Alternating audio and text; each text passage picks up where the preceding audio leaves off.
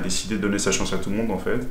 On veut que les amateurs français puissent publier leurs mangas. Donc on a mis en place un site internet qui est un peu sur la base du crowdfunding où les gens montrent un chapitre de leur manga ou un synopsis, certaines pages.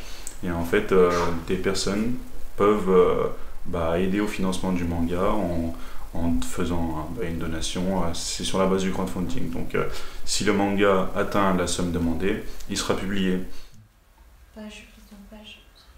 Si en fait le manga a été écrit par des auteurs français, forcément il aura une influence française qui différera de l'influence japonaise.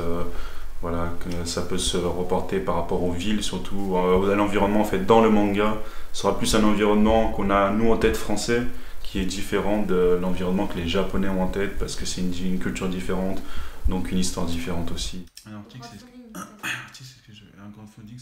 Ce qui est difficile, bien sûr, c'est le début, parce qu'on se lance un peu dans l'inconnu.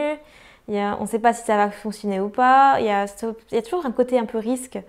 Et surtout qu'on est pour l'instant que 3, on n'a pas encore d'employés. Du coup, on prend en charge absolument tout. Il faut qu'on soit extrêmement polyvalent et ne négliger aucun détail. C'est un peu la difficulté. Alors le but, dans un premier temps, ce serait d'abord de publier un manga. Ce serait du coup que, par exemple, que la gagnante de notre concours, donc Léa Schmidt avec Acad of Magic, parvienne à se faire publier.